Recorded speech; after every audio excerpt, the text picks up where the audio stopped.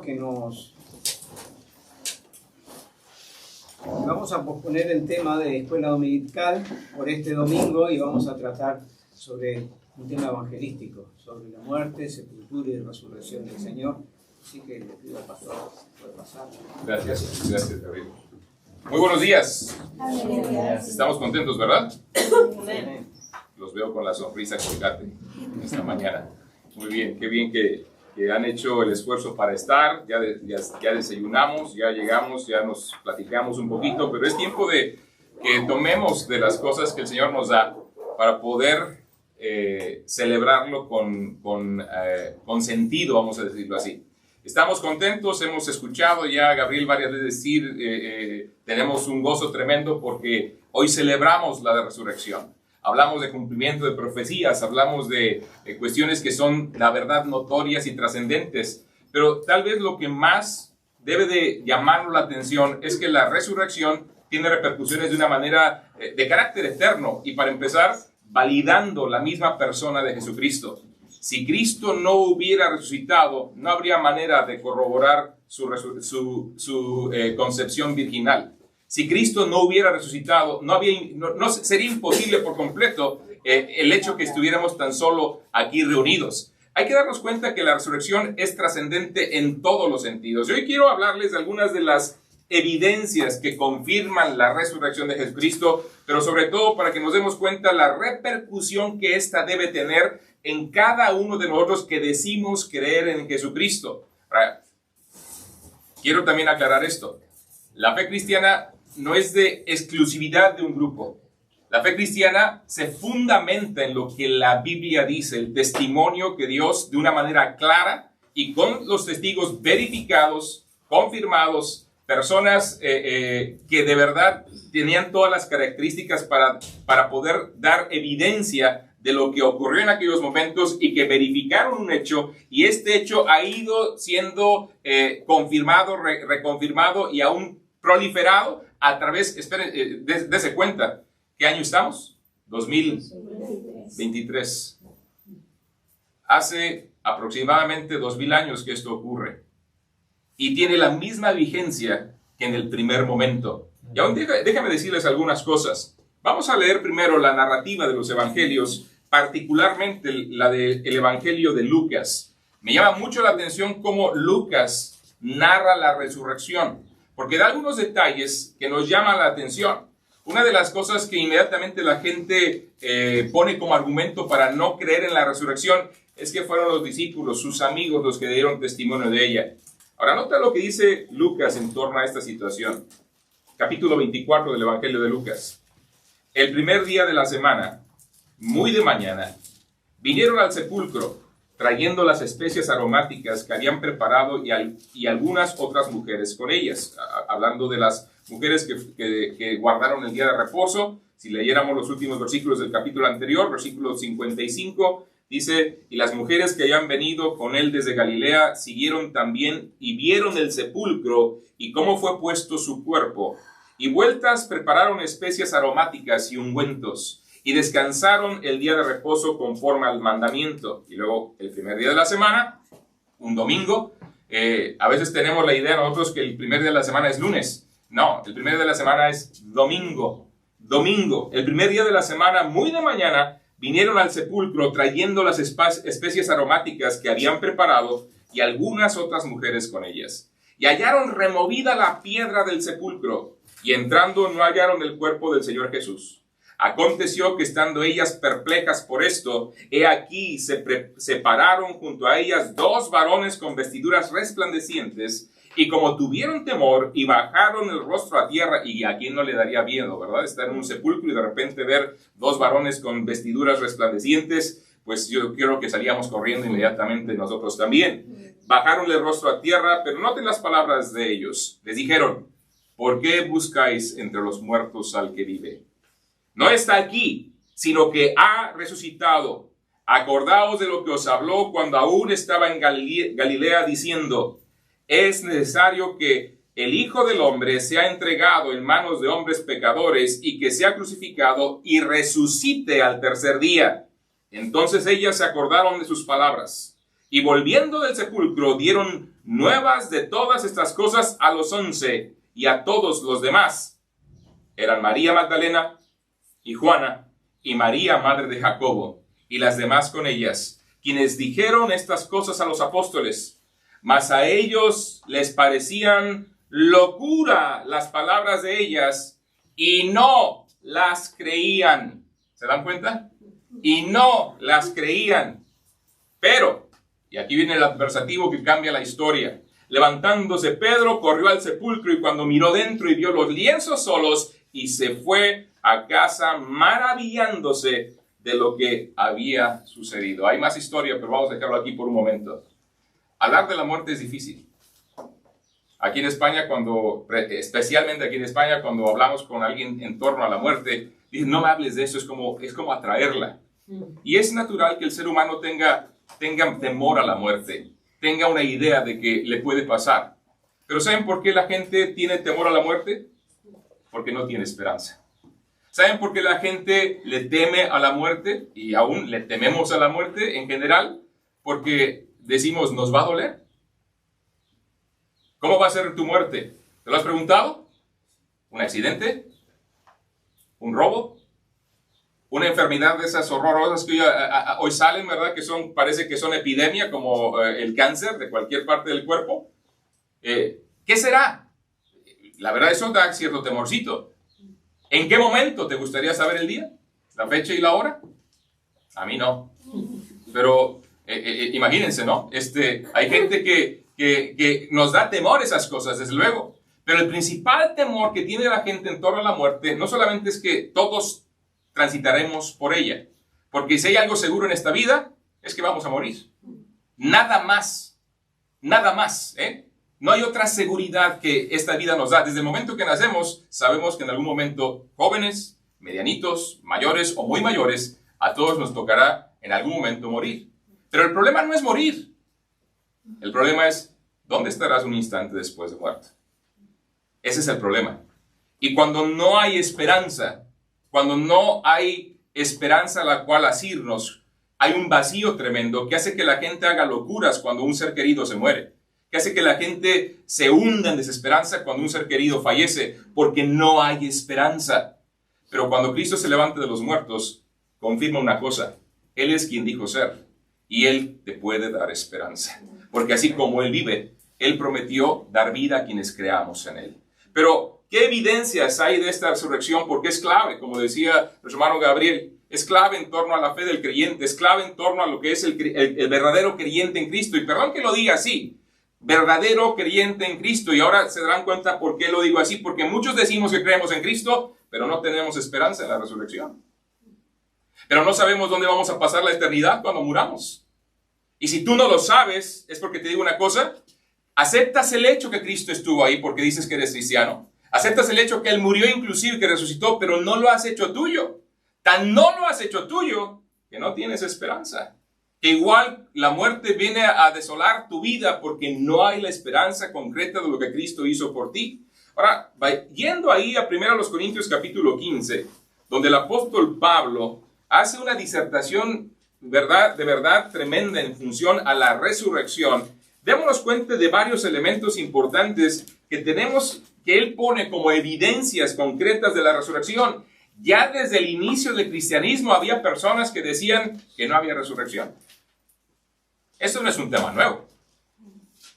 El ataque contra la resurrección y la persona de Cristo ha sido permanente. En 1 Corintios, el capítulo 15, iniciando desde el versículo 1, notan lo que el apóstol empieza a explicarnos.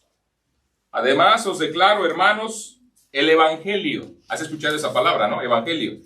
Y normalmente cuando las personas piensan del evangelio, tienen la idea de los 4 evangelios: Mateo, Marcos, Lucas, Juan. Ahora, eso es verdad.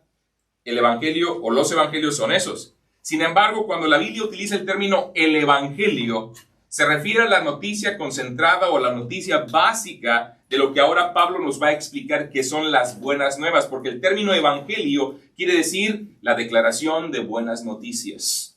¿No te gusta recibir buenas noticias? ¿Verdad? Me saqué la lotería. Oh, cuidado, sería una magnífica noticia, ¿verdad? Pero hay que comprar el billete primero y yo no lo compro, así que si te la sacas tú me das un poquito mejor, ¿no? tienes una herencia, un tío por ahí, ¿verdad? Un abuelo, un pariente, esos lejanos que ni sabías que existían, te dejó toda su fortuna. Qué buena noticia sería esa, ¿no? Dices, libre de todas las deudas, ¿no? A lo mejor te heredó todas sus deudas y no te das cuenta, ¿no? Como aquí pasa en España, que no quieren adjudicarse herencias porque hay que pagar un montón, ¿verdad? Para la transferencia y no sé qué historia. Las leyes de aquí están medio raras en ese sentido, ¿no? Que cuando recibes herencia te haces más pobre, ¿no? Literalmente. Pero las herencias buenas que te hacen rico, buenas noticias. Bueno, la palabra evangelio quiere decir eso, buenas noticias, buenas nuevas. Pero básicamente es la declaración de las buenas noticias, no solamente las noticias en sí, sino el hecho de la declaración de las buenas noticias. ¿Cuáles son estas?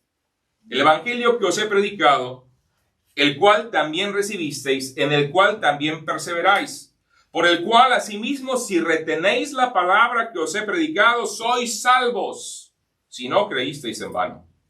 Porque primeramente os he enseñado lo que asimismo recibí. Aquí está el evangelio.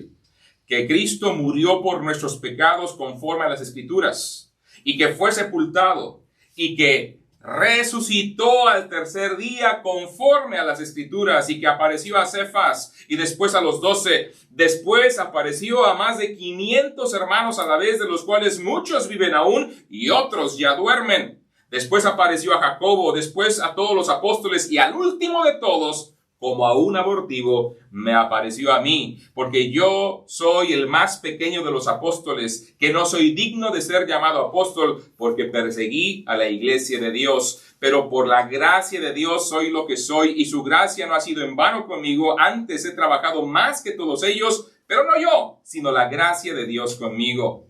Porque o sea yo, o sean ellos, así predicamos, y así habéis creído. Primera evidencia de la resurrección.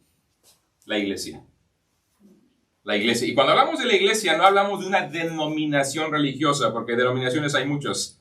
La nuestra puedes ponerla ahí, somos bautistas, pero ¿sabes una cosa? El ser bautista no nos pone en bien delante de Dios.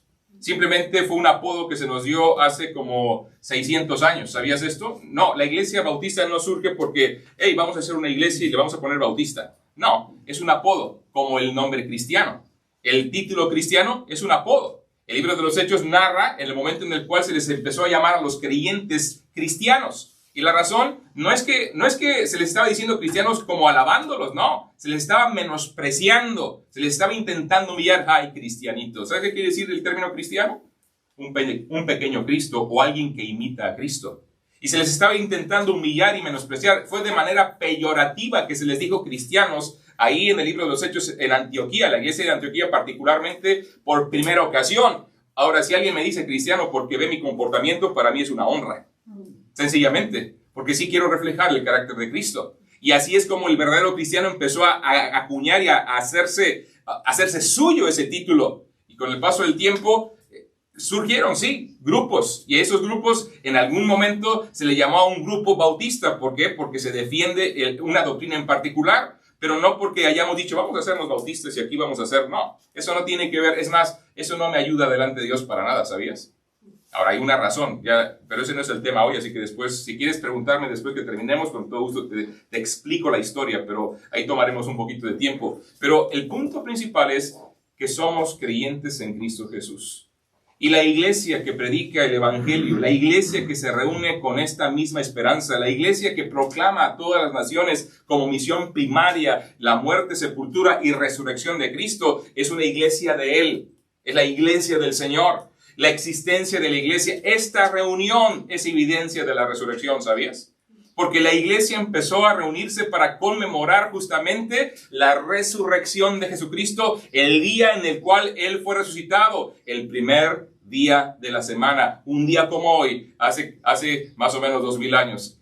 ¿Nos damos cuenta? Ahora, pero hay más cosas en torno a ello. Dice el apóstol Pablo, dice él, además os declaro, hermanos, el evangelio que os he predicado. Y luego dice el versículo 2, el versículo 1, el cual también recibisteis. Una persona pasa a ser parte de la iglesia cuando se vincula directamente al mensaje de salvación en el evangelio. Uno no es parte de la iglesia porque alguien me puso en la iglesia o porque decidí asistir a una iglesia, sino porque escuché el mensaje de salvación y lo hice mío. El mensaje de las buenas nuevas y lo hice mío. Dice la Escritura aquí que el mensaje que Pablo estaba predicando no era un mensaje nuevo, era un mensaje que los demás apóstoles también estaban predicando, y ellos habían oído acerca no solamente de la muerte, sino también de la resurrección, y creyeron lo sucedido y fueron salvados por su fe. Ahora, dice la Escritura, escuchaste el mensaje, recibiste el mensaje, perseverasteis en el mensaje. ¿Te das cuenta? Todo eso en el versículo 1. El evangelio que os he predicado, por lo tanto lo escuchasteis, el cual recibisteis, en el cual también perseveráis. Ahora eso pone en evidencia una cosa muy clara. Versículo 2. Si no creísteis en vano. Con esta declaración aclaratoria, Pablo reconoció y les mostró a algunos de ellos que podían tener una fe superficial. Ser meros simpatizantes tal vez, gente que aceptaba los hechos, pero que, como dije al principio, no los hacía suyos. Esa fe superficial, amigo, esa fe superficial no lleva a nadie a la salvación. El problema de no ser un cristiano genuino no tiene que ver con ser religioso o estar buscando una iglesia donde congregarse. El problema es tu destino. Date cuenta que delante de Dios una persona que no arregla su vida está condenada por la eternidad.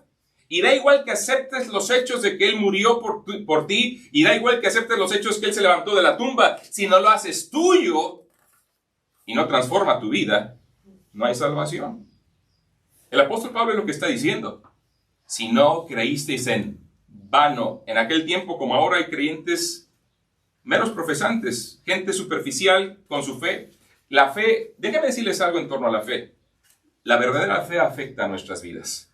Transforma nuestras vidas, cambia nuestras vidas. Siempre se los he ilustrado con esto muy sencillo, pero voy a cambiar la ilustración rápidamente para ilustrarle lo que es fe, porque a veces decimos fe, pues todos tenemos fe. Sí, todos tenemos fe. El problema no es tener fe, sino en quién ubicas tu fe. Puedes tú tener la fe en que, no sé, que ese ordenador va a cambiar tu vida, pero ese ordenador tiene una función, no es precisamente transformar tu vida.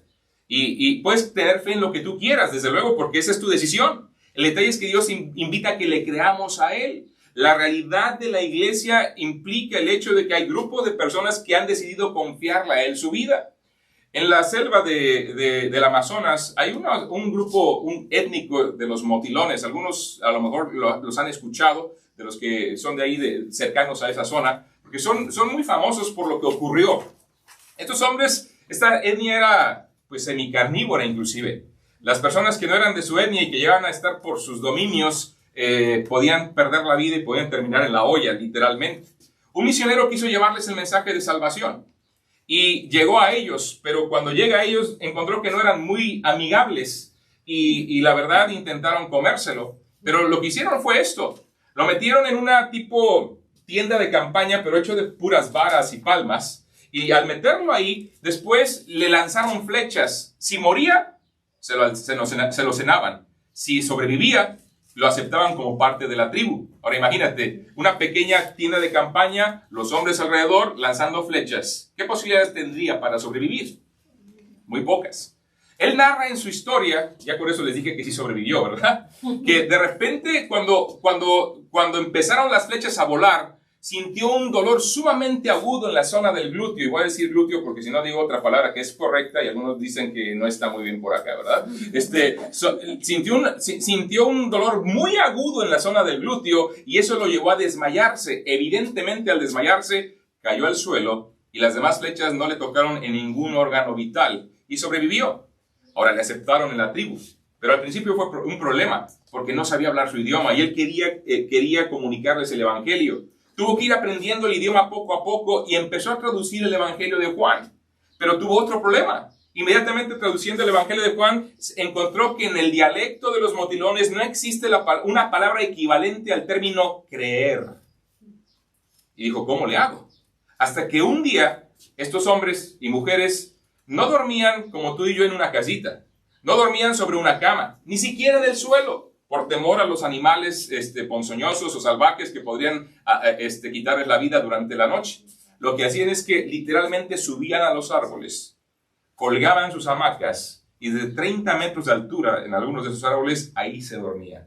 Y cuando él vio esto, se dio cuenta que justamente la acción de colgar la hamaca, poner la hamaca y luego poner su cuerpo sobre la hamaca era el verbo equivalente al término bíblico que quiere decir creer. Porque a veces tú y yo tenemos la idea de que creer implica pues algo que tú piensas y que es tu opinión y que puede pasar y no puede pasar y da igual lo que creas porque es tu opinión simplemente y no pasa nada. Pero en la Biblia cuando habla de creer, habla de depositar tu confianza, habla de poner todo tu ser en una persona y en un hecho. Y es lo que este hombre entendió que estaban haciendo, porque imagínate, ponen su cuerpo en esa hamaca y si se rompe la rama, se rompe o se desata de alguno de los nudos, caerían. Y no 3 o 4 metros, que ya serían bastantes, hasta 30 metros de alto. Una persona cayendo de esa altura era muerte segura. Entonces él se dio cuenta que ese verbo, no sé hablar motilón, lo siento, ahora no puedo decirles cuál verbo era, pero ese verbo era el que equivalía perfectamente al término creer. Cuando Pablo está hablando aquí de recibir el evangelio, de retener el evangelio, de no creer en vano, se refiere justamente a ese mismo hecho, a esa misma palabra, a ese mismo verbo, depositar tu confianza en la persona, en el evangelio, en las buenas noticias que a continuación describe. Y ahora las dice de una manera muy pronta. Y quiero planteártelo así para que te des cuenta de la necesidad que tú y yo tenemos de confiarle nuestra vida al mensaje del evangelio. El evangelio, como sabes, o los evangelios, ¿qué narran? La vida, obra, muerte, sepultura y resurrección de Cristo. Ahí está el evangelio. Claro que cuando lees los evangelios, lo ves de manera más detallada. Hace una semana les estaba predicando de los padecimientos de Cristo. Para haber resurrección tuvo que haber muerte. Si Cristo no hubiera muerto, no habría sido resurrección, habría sido un timo. Cristo de verdad murió y hay pruebas arqueológicas y clínicas en función a la muerte del Señor. La semana pasada les hablé, hoy no les voy a hablar de eso, no se preocupen, para que no se mareen, porque es algo de verdad crudo y brutal. La realidad está en que el Señor Jesucristo murió en la cruz y fue sepultado y luego volvió a la vida y hay evidencias de ello. Y eso es lo glorioso de este asunto, que hay evidencias, hay testimonio que nos permiten palpar y ver la realidad a través del testimonio de la resurrección del Señor Jesucristo. Para empezar, el simple hecho de reunirnos. Pero ¿quiénes se reúnen? Las personas que hemos decidido depositar nuestra confianza en Él. En el hecho de la muerte, sepultura y resurrección de Cristo. ¿Con qué fin? Nota lo que dice el apóstol Pablo. Versículo 3. Porque primeramente os he enseñado lo que asimismo recibí. Que Cristo murió por nuestros pecados conforme a las Escrituras. ¿Sabes por qué cambia la vida el Evangelio? Porque en primer lugar, es un hecho que no fue una casualidad, no fue una coincidencia, no fue la muerte de un mártir. Dice la Escritura que Cristo murió por nuestros pecados, muerte con propósito, conforme a las Escrituras, muerte anunciada, preanunciada, muerte preparada no por los enemigos del Señor, sino por el mismo Señor. Piensa en eso un momentito. Ahora, podemos ver, hay un montón de profecías previas, pero solamente quiero llevarte a 2 palabras que la Escritura nos muestra, una profética y otra explicativa en torno a la muerte de Cristo. Primero, en Isaías 53, 600 años antes que Cristo naciera en este mundo, escucha lo que Isaías escribía en torno a la obra redentora de Jesucristo. Isaías 53, versículo 3. Bueno, vamos un poquito antes. Versículo 1. ¿Quién ha creído a nuestro anuncio? ¿Y sobre quién se ha manifestado el brazo de Jehová? Subirá cual renuevo delante de él y como raíz de tierra seca. No hay parecer en él, ni hermosura. Le veremos, mas inatractivo para que le deseemos. Está describiendo aquí un poquito el aspecto físico del Señor. Nota el versículo 3. Despreciado y desechado entre los hombres, varón de dolores, experimentado en quebranto, y como que escondimos de él el rostro, fue menospreciado y no le estimamos. Ciertamente llevó él nuestras enfermedades y sufrió nuestros dolores, y nosotros le tuvimos por azotado, por herido de Dios y abatido. Nota el versículo 5 en torno a la explicación profética primero y explicativa en torno al propósito de la muerte del Señor. Mas él herido fue por nuestras rebeliones, molido por nuestros pecados. El castigo de nuestra paz fue sobre él, y por su llaga fuimos nosotros curados. Todos nosotros nos descarriamos como ovejas, cada cual se apartó por su camino, mas Jehová, uno de los nombres de Dios, cargó en él el pecado de todos nosotros. Angustiado él y afligido, no abrió su boca. Como cordero fue llevado al matadero, y como oveja delante de sus trasquiladores enmudeció y no abrió su boca. Isaías está narrándonos esto previamente, 630 y tantos años antes que siquiera Cristo naciese. ¿Y te das cuenta la descripción tan gráfica? Y podría citar y citar porciones así. Pero te das cuenta también que aquí mismo nos dice su propósito. Él herido fue por nuestras rebeliones, molido por nuestros pecados, para que por su llaga fuésemos nosotros curados. Piensa en eso un momentito. El apóstol Pablo, en el libro de Romanos, si quieren acompañarme, capítulo 5, versículo 8, también nos narra un poquito, y en una sola frase lo pone. Romanos capítulo 5, versículo 8, algunos de ustedes lo saben de memoria, y es una de las cosas que tenemos que valorar. Romanos 5, 8, si lo tienen o lo quieren decir conmigo para que estemos alertas, los que saben de memoria esta porción. Mas Dios muestra su amor para con nosotros en que, siendo aún pecadores, Cristo murió por nosotros. ¿Te das cuenta aquí el elemento? Pablo está diciendo, no tenía Cristo por qué morir. Pero es el amor de Dios que llevó a Cristo a la cruz. El amor que Dios te tuvo a ti y a mí. A veces la gente cuestiona el amor de Dios por las cosas que sufrimos, pero la verdad, lo que sufrimos, de verdad, les digo una cosa. Si Dios actuara con justicia en torno a lo que de verdad merecemos, ninguno de nosotros viviríamos. Ninguno. Y no solamente Dios muestra su amor no evitándonos pero la muerte, sino que dice la Escritura que Cristo murió por nosotros, a pesar que somos, ¿qué cosa? Ahora, aquí hay alguien que no sea pecador. Que levante la mano el pecador más mentiroso que hay. Porque si levanta la mano es que se da cuenta justamente que hay un problema en su propia vida. Cuando tú reconoces y te das cuenta de tu necesidad, valoras lo que Cristo hace por ti. Porque cuando Él muere en la cruz, Él lleva tu rebelión a la cruz. Él la pone en su propio cuerpo. Él sufre el castigo, porque todo eso implica que Cristo murió conforme a las Escrituras por nuestros pecados. Él está pagando una deuda que es impagable para nosotros. ¿Qué requieres para ir al cielo? ¿Te lo has preguntado? La gente dice, bueno, si me porto bien. Tienes razón, si te portas bien. Pero ¿sabes cuál es la norma divina? Perfección. ¿Cuántos perfectos hay aquí? Esa es la razón por la que Cristo tuvo que venir a este mundo. Porque siendo incapaces nosotros de poder ser perfectos, no lo podemos ser. No hay nadie que pueda vivir de manera perfecta los 10 mandamientos, no lo existe. Y aunque pudieras, a partir de ese momento hasta que mueras, vivir perfectamente, ¿qué pasa con los años que no viviste perfectamente? Algunas personas dicen, no, es que yo ya no hago aquello, yo no hago esto. ¿Sabes que no serás juzgado por lo bueno que eres, sino por lo malo que hiciste? ¿O qué juez te llama a rendirle cuentas por hacer lo bueno? Díganme ustedes, ¿quién es llevado a la cárcel por hacer lo bueno? Bueno, si es injusta la cuestión, pues igual y sí, ¿no? Pero ¿quién es llamado y declarado culpable por hacer el bien comprobadamente, por nunca violar la ley? No, una persona que viola la ley es la persona que se le juzga por aquello que violó, no por aquel bien que hizo. Y siempre tenemos la idea, no, es que Dios tomará en cuenta lo bueno que hice. Mentira. Esa es una idea tuya y mía, que no sé de dónde la agarramos, pero no es lo que la Escritura muestra. Dios juzgará al ser humano por sus malos hechos, por su rebelión, por su pecado.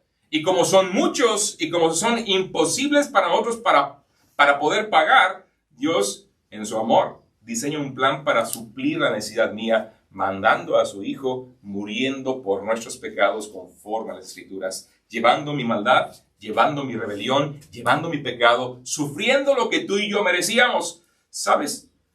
Los apóstoles no creían en la resurrección. Lo leímos hace un momentito. Era una locura. Pensaban que era una tontería. Estas mujeres algo bebieron, a lo mejor pensaron, quién sabe.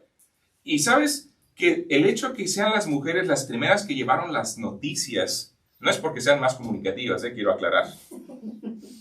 ¿Saben? Eso históricamente tiene un valor. A veces no nos damos cuenta de esto en los detalles que la Biblia nos va narrando.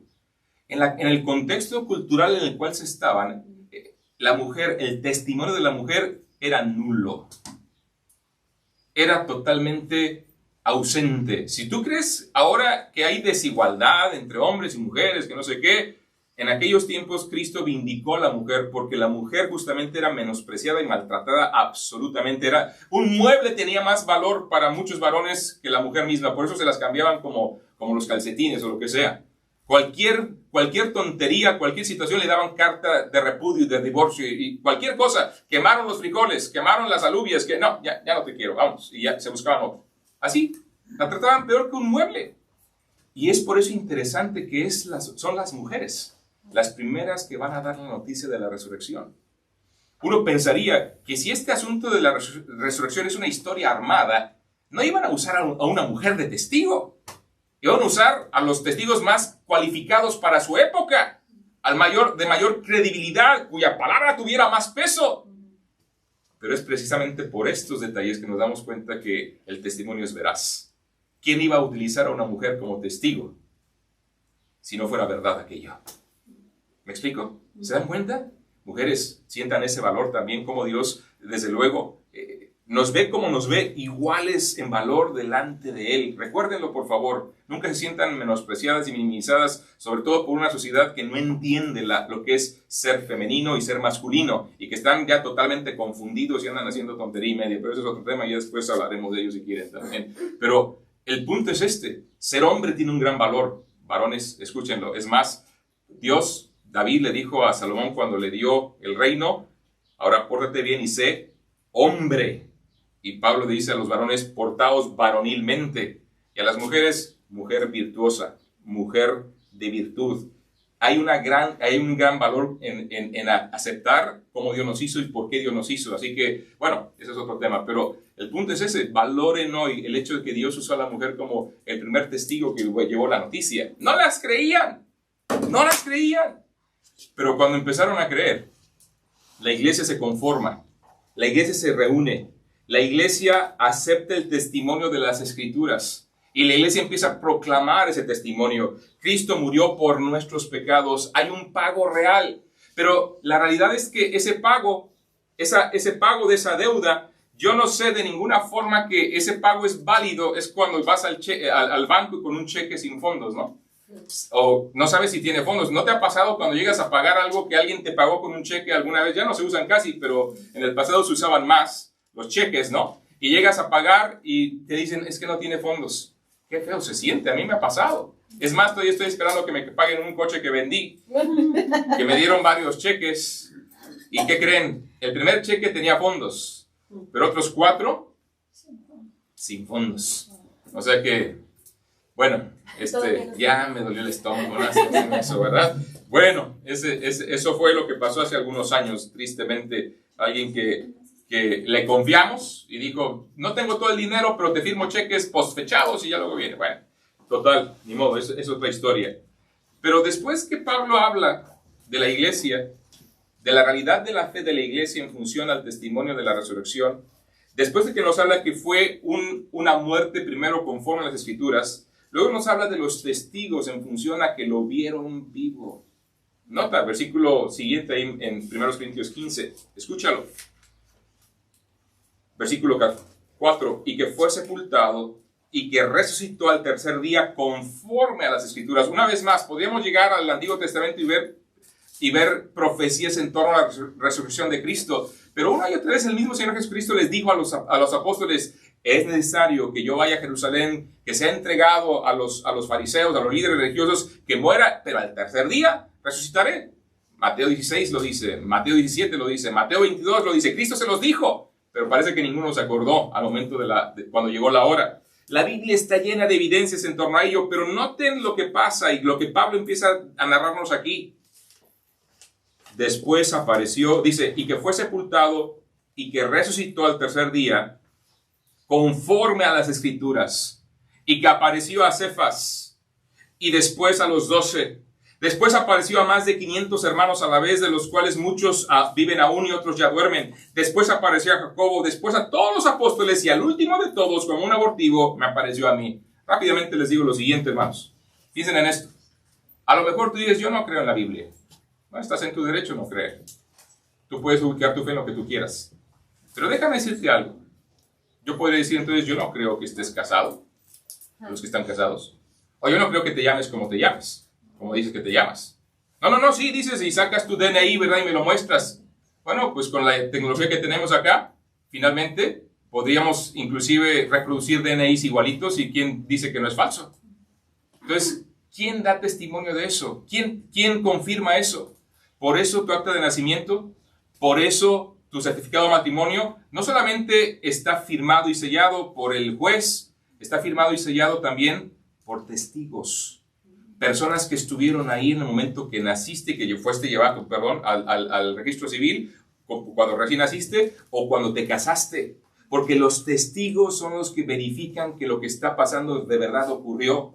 Y por eso Pablo aquí nos da una lista de testigos que verificaron ese hecho. Hoy yo no tengo que poner en duda tu identidad. ¿Por qué? Porque ese papel ya ha sido verificado, como también el testimonio de la persona de Cristo. El testimonio de los apóstoles en función a su resurrección. Sí, adelante, no se preocupe. No te preocupes, adelante. Estamos por terminar a las 12 en punto, ¿verdad? Muy bien. Vamos, les decía, el punto es este. El testimonio de cada uno de ellos verifica el hecho. Habla primero, se apareció primeramente a Cefas, Pedro. Se apareció después, dice la Escritura, a los 12. Entró dice la Escritura, estando a puerta cerrada, entró donde estaban los apóstoles. Después apareció a más de 500 hermanos a la vez. Y miren lo que dice Pablo aquí, de los cuales muchos viven aún. En otras palabras, si quieres que vengan a confirmar lo que te estoy diciendo, llámales. Y pueden verificar contigo y conmigo lo que estoy diciendo.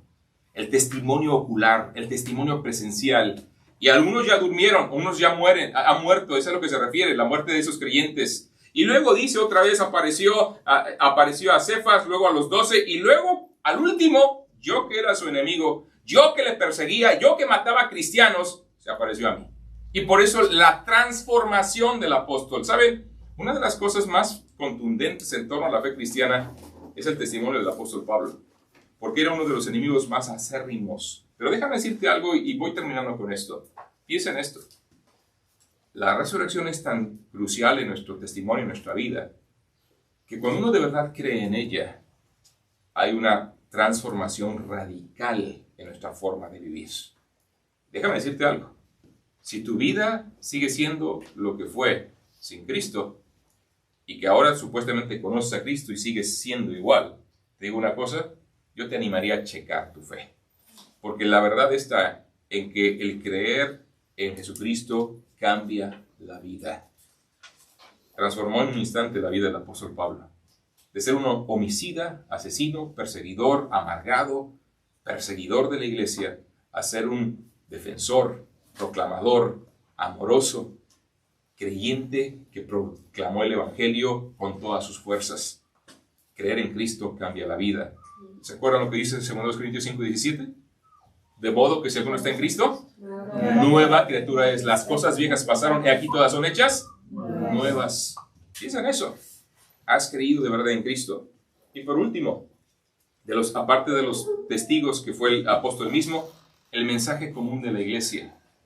Este mensaje ha permanecido, ha sido el más atacado de la historia, pero ha prevalecido y ha superado cualquier tipo de prueba, sea la prueba histórico-legal, sea la prueba de la documentación de las formas, sea la prueba de la crítica textual, cualquier prueba a la argumentación, al testimonio de los testigos que nos dejan la evidencia de la resurrección claramente atestiguada, cualquier prueba ha pasado el hecho de la resurrección.